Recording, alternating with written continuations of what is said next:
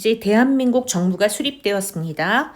대한민국 정부는 대통령 이름을 순서대로 여러분들이 일단 기억하시고 대통령 순서대로 얘기를 해보도록 하겠습니다. 먼저 이승만 정부입니다.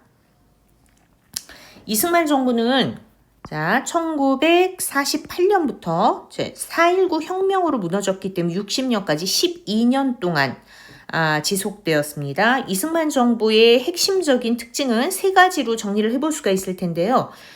첫 번째가 바로 이 초기 1948년에서 50년 사이의 재헌국회 활동이고요. 그리고 두 번째는 1950년에서 53년 사이의 6.25 전쟁, 그리고 세 번째 이승만 정부 전 시기에 걸쳐 장기 집권과 독재라는 주제를 가지고 이승만 정부를 이해하시면 되겠습니다. 먼저 재헌국회 활동입니다. 앞서 설명을 했지만 재헌국회는 친일 헌법 제정은 기본. 자, 한번 써볼게요. 재헌국회는 기본적으로 헌법을 제정한 국회다. 자, 그렇지만 플러스 친일 문제를 처리했고요. 그 다음에 농지개혁. 친일 문제 처리와 농지개혁을 위한 법을 만든 국회가 재헌국회입니다. 그래서 친일 문제를 처리하기 위한 법이 반민족행위 처벌법, 줄여서 반민법이라고 얘기를 하고요. 농지개혁을 위한 법을 농지개혁법이라고 얘기를 합니다. 구체적인 내용을 얘기하면 반민족행위 처벌법을 만들고 반민족행위 특별조사위원회를 구성해서 친일 문제를 조사를 하고 신고를 받고 쭉 했지만 이거 이승만 정부의 방해로 실패로 끝나게 됩니다. 자, 한편 농지개혁은 농지개혁법이 마련이 되는데 삼정보를 상한선으로 해서 유상매 유상분배, 즉 자본주의 방식의 농지개혁이 성공을 거두게 됩니다. 6.25 직전이었습니다. 자, 한편 6.25 전쟁은 여러분들 남침으로 시작되는 거 알고 계시죠? 북쪽이 남쪽보다 유리했기 때문에 쳐들어왔겠죠. 그래서 정부 수립 이후에 미소 양국군이 철수한 상태에서 북쪽은 계속 소련과 중국으로부터 지원을 받게 됩니다. 이런 가운데 여러분들 에치슨 선언이라는 것이 발표가 되는데 이 에치슨 선언이 미국의 극동 방위선에서 대만과 한국을 배제하겠다는 선언이 바로 미 국방장관 에치슨의 선언이 되겠죠. 자, 6.25 전쟁은 이 전개 과정을 기억하는 것이 중요합니다. 자, 이게 중요하다. 자, 1단계입니다. 남침으로 낙동강 전선까지 밀리게 됩니다. 자, 이 지도를 잠시 그려보게 되면 여기서 남침으로 낙동강 전선까지 밀리는 게 1번. 자, 그런데 유엔군이 여기서 개입을 하게 되죠. 자, 인천 상륙작전을 단행해서 남쪽을 다 찾고 서울도 전부 수복을 하고 북으로 쭉 압록강까지 쭉 올라가게 됩니다. 이것이 2번이 되겠습니다. 자, 그래서 928 서울 수복, 383 이북 북상에서 압록강까지 밀고 올라간다. 자, 이렇게 되자 3번 중국군이 개입을 하게 됩니다. 자, 중국군이 개입을 하게 되면서 다시 밀리게 됩니다. 서울을 뺏겨요. 흥남에서 철수를 하고 서울을 다시 뺏기는 것을 우리 일사후퇴라고 얘기를 하죠. 그리고 평택까지 쭉 내려왔다 다시 여기서 다시 밀고 올라가게 되는데 38선 부근에서 굉장히 치열한 교착 상태에 빠지게 됩니다. 이런 가운데 소련의 제의로 휴전협상이 체결되게 됩니다. 휴전협상이 진행이 되고 1953년 7월에 정전협정이 체결됩니다. 여기서부터 여기까지가 1년, 그 다음에 휴전협상 기간 2년 해서 6.25 전쟁은 1950년부터 53년까지 이렇게 있게 됩니다. 그래서 여러분들 6.25 전쟁은 전개 과정을 좀 알아두시면 되겠고요. 자, 다음은 이승만 정부의 장기 집권과 독재입니다. 여기 선생님이 잠시 이승만 정부 때의 시기를 좀 약간 그래프로 그려보도록 하겠습니다. 48년에서 60년까지인데 처음에 대통령의 임기는 4년이었고 중임에 한해 1차에 한해 중임이 가능했죠. 그래서 52년, 56년에서 이게 이승만 1대 대통령, 자, 여기서부터 여기까지 이승만 2대 대통령, 여기서부터 여기까지 이승만 3대 대통령 이렇게 되는데 처음에 대통령이 될 때 국회에서 대통령을 뽑았죠.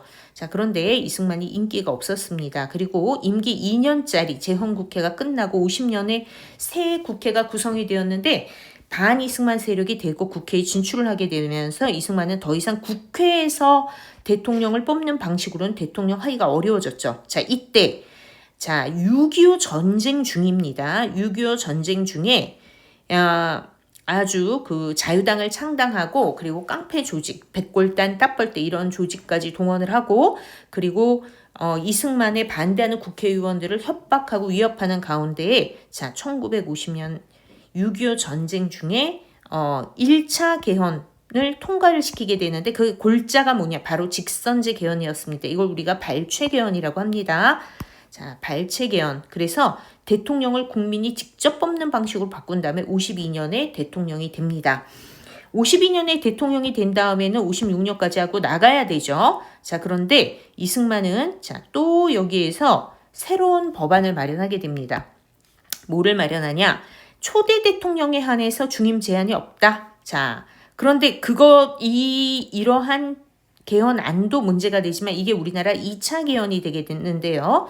이게 사실 부결이 됩니다. 부결이 됐지만 반올림의 억지 논리를 세워서 이 개헌안을 또 통과시켜 3대 대통령이 또 되죠. 자, 이런 식으로 개헌을 통해서 정권을 계속 연장해 나가다가 드디어 1960년 이승만은 이미 그 대통령 야당 후보였던 조병옥이 사방을 하면서 대통령으로 이제 기정사실 당선이 확정이 된 상태였는데 이기붕을 부통령으로 당선시키기 위해 어마어마한 부정선거를 하게 되죠. 이것이 바로 3.15 부정선거이고요. 이것 때문에 4.19 혁명이 일어나서 이승만 정부가 붕괴되고 대통령이 하야를 하게 됩니다.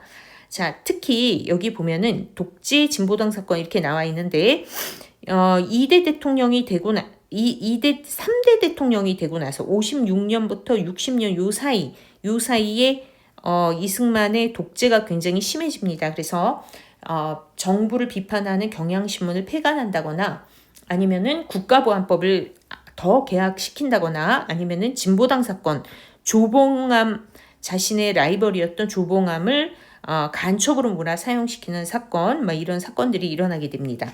그래서 이승만의 장기 집권과 독재, 개헌, 특히 발췌 개헌, 이거지 시기가 6.25 전쟁 중이었다는 거 잘 기억해 두도록 하시고요. 3.15 부정선거로 4.19 혁명이 일어나 이승만 대통령은 하야하게 된다.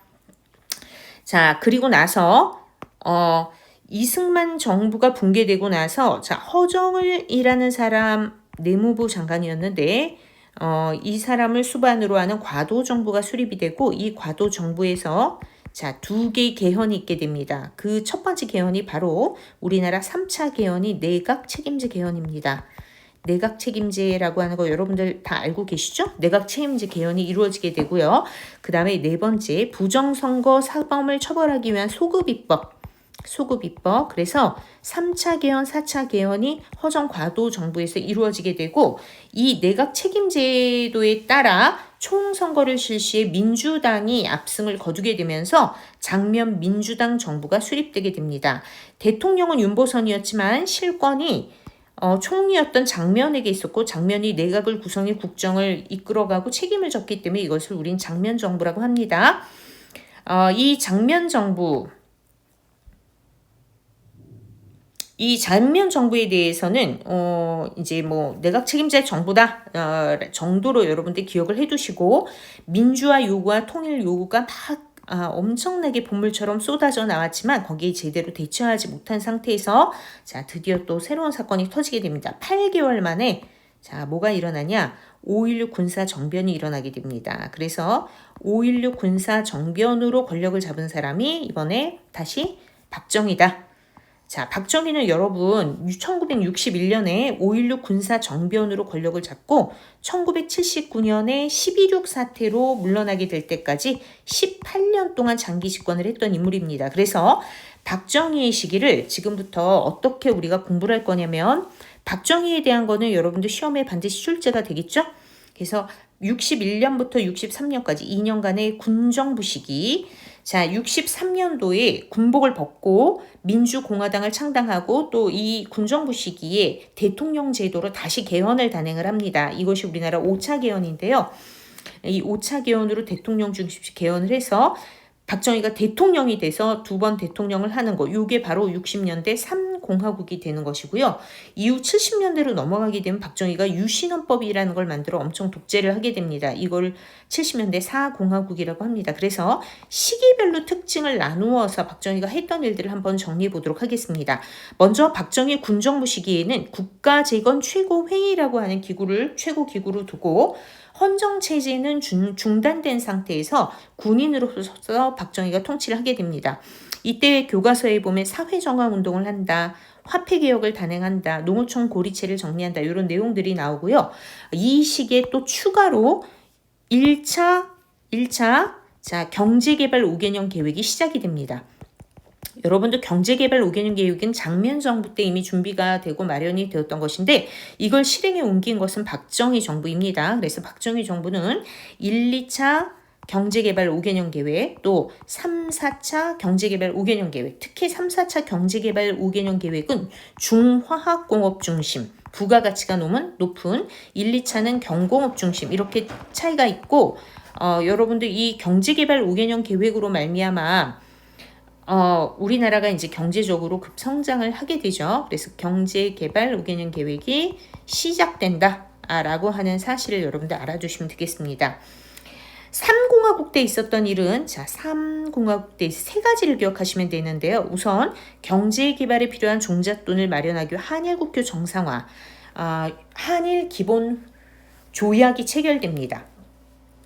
한일 국교 정상화가 이루어지는데 특히 그 1965년에 한일 국교 정상화가 이루어지는데 64년에 이 비밀 접촉하면서 한일 회담이 진행되는 상황이 노출되게 되는데 우리가 공식적인 사과도 받지 않고 독립 축하금이라는 명목으로 돈을 받고 이런 내용 김종필 오희람 메모가 알려지게 되면서 어마어마한 반대 시위가 일어납니다. 이거 6.3 시위라고 얘기를 하고 굴욕적 외교를 폐지하라 막 이런 구호가 이때 나오게 됩니다. 자, 두 번째 미국의 요청에 따라 베트남 파병이 60년대 있게 되는데요. 이때 여러분 베트남 파병과 관련지어서 알아야 되는 거 베트남 브라운 각서. 미국이 우리나라에 군사 각종 군 장비를 현대화시켜주겠다. 또 베트남 특수를 허용해주겠다. 뭐 여러 가지 비용을 대주겠다. 브라운 각서가 체결이 되고요. 베트남 파병은 많은 또 고통을 낳게 되는데 고엽제 문제라던가 혼혈화 문제인 라이따이아 문제 이런 것들을 낳게 됩니다. 또 이 시기에는 뭐가 있냐면 세 번째 여러분 6차 개헌이 있게 되는데요. 이게 이른바 삼성개헌입니다. 박정희가 63년부터 67년 한 번 했고요. 67년부터 71년까지 또 두 번 대통령을 했는데 여기서 멈출 박정희가 아니죠. 69년도에 또 개헌을 하게 됩니다. 이걸 삼성개헌이라고 하는데 세 번까지 할 수 있다는 그래서 국회에서 거의 날치기로 이 삼성 개헌안을 통과를 시켜 또 대통령이 71년도에 당선이 되게 됩니다. 이후에 이제 박정희는 독재자로서 아주 그냥 행보를 강력하게 해 나가게 되죠. 그래서 여러분들 3공화국에서는 한일국교 정상화, 보세요. 한일국교 정상화, 베트남 파병, 그리고 삼성개헌. 한일국교 정상화, 베트남 파병, 삼성개헌 세 가지를 기억하시고 특히 베트남 파병과 관련지어서는 브라운 각서, 고엽제, 라이따이아 문제 이런 것도 알아두시면 되겠습니다. 4공화국 얘기를 해보겠습니다. 4공화국은 아주 차갑게 얼어붙었던 겨울공화국입니다. 겨울공화국 이거를 우리가 유신체제 이렇게 얘기를 합니다. 유신체제. 그러면은 유신체제는 어떻게 마련되게 되느냐 그 과정을 잠시 얘기를 하도록 할게요. 이때 이제 박정희가 위기에 봉착을 하게 되는데 69년도에 닉슨 독트린이 발표가 되면서 냉전이 완화되기 시작합니다. 이걸 박정희는 위기로 느꼈고 남북 간에 비밀 접촉을 하게 됩니다. 남북 간에 비밀 접촉을 해서 1972년에 평양과 서울에서 동시에 7.4 남북 공동성명이라는 것을 발표하게 됩니다. 남북 공동성명. 이 핵심 내용은 뭐냐면 남과 북이 통일의 기본 원칙에 합의를 보았다고 하는 것인데 자주적 통일, 평화적 통일, 민족 대단결에 의한 통일 합의를 보았다. 이렇게 해놓고 나서 국회를 해산시키고 결국 계엄을 선포한 상태에서 비상국무회의라는 입법기구를 만들어 유신헌법을 국민투표로 만들고 이거 통과를 시키게 됩니다. 여러분 유신헌법은 그 특징이 매우 중요하기 때문에 반드시 알아두셔야 되는데요. 이 유신헌법이 우리나라 7차 개헌이고요. 색깔을 조금 빨간색으로 바꿔보도록 하겠습니다. 자, 유신헌법의 특징은 강력한 대통령 제도인데 대통령이 헌법을 넘어서는 긴급조치권이라는 명령을 가지고 있고요. 긴급조치권. 자, 긴급조치권이라는 말을 기억해 두셔야 돼요. 국회를 해산시킬 수가 있고 국회의원 3분의 1을 추천할 수 있습니다. 대통령은 간접선거로 선출을 하는데 특히 대통령 선출기구의 이름이 바로 통일주체국민회의입니다. 이거 외우셔야 돼요. 통일주체국민회의, 긴급조치권 뭐 이런 내용들이 나오면은 여러분들 이거 유신헌법의 특징입니다. 그리고 이 시기에 어마어마한 반유신 투쟁이 일어나게 되는데 그 대표적인 것으로 3.1 민주구국선언 같은 것을 들 수 있겠습니다. 유신헌법 하여튼 70년대는 이런 유신 시대였다라고 하는 걸 기억하시고 60년대엔 세 가지 한일국교 정상화, 베트남 파병, 그리고 삼성개헌. 자, 그러면 어떻게 박정희 시대가 막을 내리게 되느냐? 자, 1979년입니다. YH 무역 사건이 일어났을 때 여러분들 이거 가발 공장 사건 아시죠? 그 무역회사 가발을 만드는 그 무역회사입니다. 여기 농성을 벌일 때 이거를 농성을 진압하는 과정에서 신민당 당사를 점거하고 있었던 YH 무역회사의 여자 노동자가 한 명 사망하는 사건이 벌어지게 되고 그 신민당의 총재였던 김영삼이 외신 기자회견을 갖게 되는데 이것 때문에 결국 국회의원직에서 제명당하게 됩니다. 자, 국회의원직에서 제명을 당하게 되면 김영삼의 정치적 고향인 부산 마사죠. 부마 사태 시험에 많이 나옵니다. 자, 강경 진압을 하게 되고 여기에 반대했던 박정희 최측근 김재규 중앙정보부장이 박정희를 술자리에서 쏴 죽인 사건, 이게 바로 1979년 12.6 사태가 되겠습니다. 이렇게 박정희의 유신시대는 막을 내리게 됩니다. 자, 여러분들 지금 선생님이 이승만 정부, 그리고 장면 정부, 그리고 박정희 정부까지 내려왔는데요. 각각 특징들을 다 기억해 두셔야 되고요. 일단 다음으로 넘어가 보도록 하겠습니다.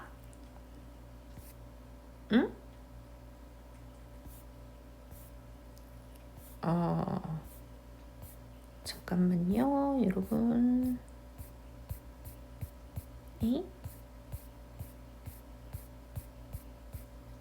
네. 자, 박정희 다음에 네, 이제 전두환 정부로 넘어가 보도록 하겠습니다. 박정희 다음에 이제 전두환 정부. 자, 그러면 전두환 정부는 어떻게 박정희에서 전두환으로 넘어가는지 물론 여러분들 잘 아시겠지만 자, 박정희가 자, 이승만에서 자, 4.19 혁명으로 장면으로 넘어갔고요. 장면 정부에서 5.16 군사 정변 박정희로 넘어갔고요. 잠깐만요. 아유. 자, 박정희 정부에서 자, 여기 지금 12.6 사태가 벌어져요. 12.6 사태. 자, 요 12.6 사태 이후에 아주 그 위기 상황 요거를 계기로 자, 신군부 세력이 등장을 합니다. 12.12 군사 정변을 통해서 자, 신군부 세력이 등장을 하게 됩니다. 신군부는 전두환과 노태우를 기억하시면 돼요. 전두환과 노태우, 노무현 아니고 노태우예요. 자, 그래서 12.12 군사 정변으로 권력을 장악하고 결국 이들이 그 서울의 봄, 여러분도 영화에서도 보셨겠지만 서울의 봄 막 민주화 요구가 올라오고 있을 때 광주에 있었던 그 민주화 운동을 무력으로 진압하고 이걸 광주 5.18 민주화 운동이라고 하죠. 무력으로 진압하고 권력을 잡은 것이 전두환이다. 이렇게 보시면 되겠습니다. 자, 그러면 전두환 정부의 특징을 프린트를 가지고 우리 한번 정리를 해보도록 할게요.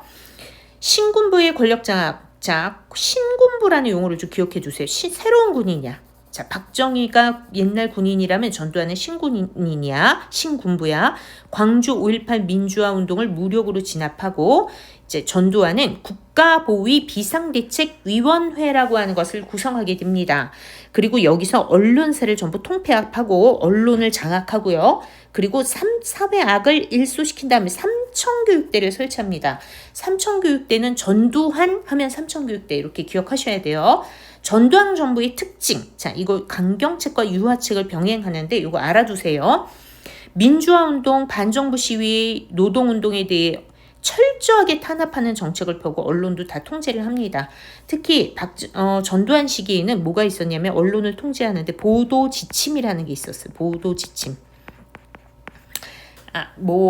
언론에 그 보도되는 단어, 어휘 하나하나까지 전부 다 지침을 내리고 언론을 통제했습니다. 자, 한편 전두환 정부의 특징 중에 유화 정책 되게 독특하기 때문에 기억을 해두시는데요. 학생 두발 교복 이런 거 다 자유화되고요. 야간 통행금지 해제되고요. 프로야구, 프로축구 출범하고요.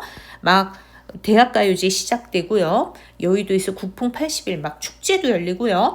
국민들을 정신없이 놀게 해서 정치에 관심을 끊게 만든 게 전두환 정부입니다. 그래서 이런 내용들을 알아두시고 특히 이 경제적으로는 이때 3조 호황, 저달러, 저유가, 저금리 3조 호황의 시대를 맞이하기도 합니다.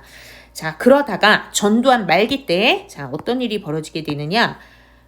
자, 선생님이 개헌을 얘기를 안 했네요.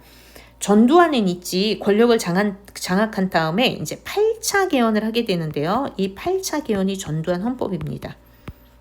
이제 8차 개헌을 통해 전두환이 일단 대통령이 된 것은 11대 대통령은 유신헌법으로 일단 대통령이 됩니다.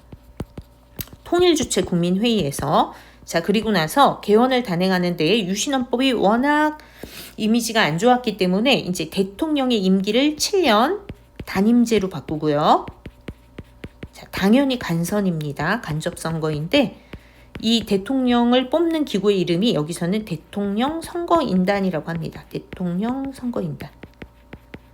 이 헌법에 따라 자, 12대 대통령으로 다시 전두환이 대통령이 되고 7년 임기를 마치니까 80년대는 전두환의 시대다. 이렇게 이제 보시면 됩니다. 그리고 이 헌법에 따라 대통령 선거인단에서 대통령을 간접선거로 뽑아 또 7년 임기짜리 대통령으로 노태우한테 권력을 승계해 주려고 했습니다. 자, 이걸 막기 위한 민주화 운동이 바로 뭐냐면은 바로 6월 항쟁 1987년. 여러분들 1987 영화 보셨죠? 자, 1987 영화에 나오는 6월 항쟁입니다. 6월 항쟁의 핵심은 뭐냐? 대통령을 국민이 직접 뽑겠다고 하는 직선제 요구가 핵심입니다. 자, 이 직선제 요구가 나왔을 때, 이게 약간, 직선제 요구가 나왔을 때, 자, 여기에 뭐를 발표를 하게 되냐면, 4.13 호헌 조치를 하게 됩니다. 4.13 호헌 조치. 4.13 호헌 조치, 헌법을 안 바꾸겠다. 자, 이래가지고 이제 시위가 일어납니다. 특히 4.14 호헌 조치 전에 이 6월 항쟁 과정에서 박종철의 죽음, 서울대학생 박종철의 죽음, 1987 영화 보셨죠? 자, 또 시위가 막 불붙는 가운데 연세대학교 학생 이한열의 죽음. 자, 결국 6월 29일 날 6.29 민주화 선언을 통해 직선제 개헌이 이루어지게 됩니다. 이게 8차가 아니라 이게 7차, 8차, 9차 개헌이 되겠죠. 9차 개헌. 이게 이제 대통령 7차 개헌은 유신헌법, 8차 개헌은 이거는 전두환헌법, 그리고 9차 개헌 이게 현행헌법, 대통령 5년 단임제, 그리고 직선제 개헌, 현행헌법이 되겠습니다. 자, 다음은 자, 이렇게 해서 이제 대통령을 우리가 직접 뽑았는데 야당 의원들이 후보 단일화에 실패를 하는 바람에 어부지리로 노태우가 또 대통령이 됩니다. 자, 그러면 노태우 정부의 특징은 뭐냐? 여러분들 노태우 정부의 특징은 대통령은 어떻게 됐지만 여소야대 국면을 해소하기가 쉽지 않았습니다. 그래서 노태우가 정면으로 제1야당, 제2야당, 제3야당의 총재를 찾아가 힘을 합하자고 얘기를 했는데 이때 제2야당, 자, 김영삼과 그리고 김종필이 손을 잡아줘서 이 사건을 우리가 3당 합당이라고 얘기하고, 이 3당 합당의 결과로 민주자유당, 즉 민자당이라는 거대 여당이 출현을 하게 됩니다. 그래서 3당 합당 얘기가 나오면 이거 노태우다. 자, 3당 합당 얘기 나오면 노태우다. 첫 번째. 자, 그 다음에 노태우 정부는 88 올림픽을 개최했습니다. 자, 그리고 노태우 정부 때에는 자, 이게 냉전이 종식이 됩니다. 냉전이 종식이 되면서 북방 외교, 자, 종전의 사회주의 국가들과 차례차례로 수교를 하게 됩니다. 북방 외교. 이런 것만 하는 게 아니라 남북한이 동시에 유엔에 가입하고, 유엔에 가입하는 거, 이런 것도, 그리고 비핵화 선언. 자, 이런 것들이 또 노태우 정부 때 있었던 일입니다. 그래서 여러분들 노태우 정부 하면은 88 올림픽, 3당 합당, 자, 북방 외교, 자, 뭐 이런 거, 남북한 동시 유엔 가입, 비핵화 선언, 뭐 이런 것들을 기억해 두시면 되고, 이때 통일 논의, 이 남과 북의 고위급 회담이 이루어지고, 그 결과 남북 기본 합의서라는 게 체결되는데, 그건 통일 정책에서 우리가 얘기를 하도록 하겠습니다. 자, 이렇게 3당 합당을 해준 결과로 김영삼이 정권을 다시 승계받게 됩니다. 그러나 이거는 정권 교체가 아닙니다. 문민정부라고 하고요. 김영삼이 했던 일 한번 얘기를 해보도록 하겠습니다. 자, 김영삼 정부 색깔 좀 바꿔서 칠해보도록 할게. 김영삼 정부는 역사 바로 세우기라는 걸 하게 되는데, 이때 국립중앙박물관으로 사용되고 있었던 구조선 총독부 청사 건물을 전부 없애고요. 그 국민학교 이름을 초등학교로 바꾸고, 이런 게 김영삼 정부 때 했던 일들입니다. 지방자치제를 전면적으로 실시했고요. 노태우 정부 때 부분 실시하다 전면 실시됐고요. 자, 여러분 금융실명제 이런 말 나오면 무조건 김영삼입니다. 이때 우리가 OECD에 가입을 하게 되면서 선진국 클럽이죠. 경쟁력이 없는 상태에서 결국 그 공격적인 어떤 외국 자본들이 우리나라에 밀려 들어오게 되면서 IMF 외환 위기를 겪게 되고 금모으기 운동 막 이런 게 일어났던 거, 이게 이제 김영삼 정부 시기의 특징이라고 하겠습니다. 김영삼 정부 특징을 키워드 중심으로 기억해 두도록 하시고요. 자, 이번에 또 색깔을 바꿔서 이제 선거를 통해서 최초로 뭐가 이루어지냐? 선거를 통해서 김대중 정부 있는데요. 최초의 여야 간 정권 교체. 자, 김대중 정부 하면 요거 기억하시고요. 이때는 외환위기를 조기 극복한다. 자, 극복한다는 말이 나오면 김대중 정부고요. 김대중은 그 노벨 평화상 수상자죠. 최초의 남북 정상회담을 하게 되면서 대북 화해 협력 정책을 펴고 정상회담을 하고 6.15 남북 공동선언을 통해 남북 간의 획기적인 그런 관계 개선이 이루어지게 됩니다. 그래서 이 통일을 위한 노력에서 이 내용을 조금 차근차근 우리가 살펴보도록 할 텐데, 자, 최초의 여야 간 평화적 정권 교체, 자, 외환 위기 극복, 대북 화해 협력 정책, 남북 정상회담, 6.15 남북 공동선언, 노벨 평화상 수상, 이거 김대중 정부의 업적이다. 지금 선생님이 굉장히 요약을 해놓은 거기 때문에 이 내용들은 그냥 구분할 수 있게 알아두셔야 되고 조금 외울 수 있도록 선생님이 좀 도와드리도록 할게요. 자, 일단 해보도록 합시다. 자, 이번에는 노무현 정부입니다. 노무현 정부는 행정수도 이전을 추진했고 주요 공공기관도 이전을 했습니다. 자, 이명박 정부 여러분 아시죠? 4대강 사업했던. 박근혜 정부는 세월호 사건, 최순실 민간인 국정농단 사건 기억하시면 되겠고요. 문재인 정부 때 우리 코로나 겪었죠? 코로나19 방역입니다. 자, 그러면 여러분 일단 여기까지 정부별 특징들을 우리가 쭉 정리를 해보았는데, 기출문제를 풀어본 다음에 민주화운동과 통일을 위한 노력을 우리 해보도록 하고, 여기서 경제까지는 한번 같이 한꺼번에 보도록 할게요. 1950년대 이승만 정부 시기에는 미국의 원조 경제로 우리 6.25에서 이제 극복을 하게 되고 일어나게 되고요. 미국이 원조했던 세 가지 물품이 전부 빛깔이 흰색입니다. 자, 뭐냐?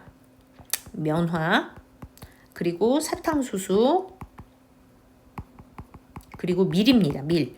그래서 밀을 밀가루로 만드는 제분업, 자, 사탕수수를 설탕으로 만드는 제당업, 자, 면 방직공업 중심으로 산업이 일어나게 되는데 이걸 삼백산업이라고 하고 1950년대는 원조경제, 삼백산업 이렇게 두 가지 특징을 기억하시면 되겠습니다.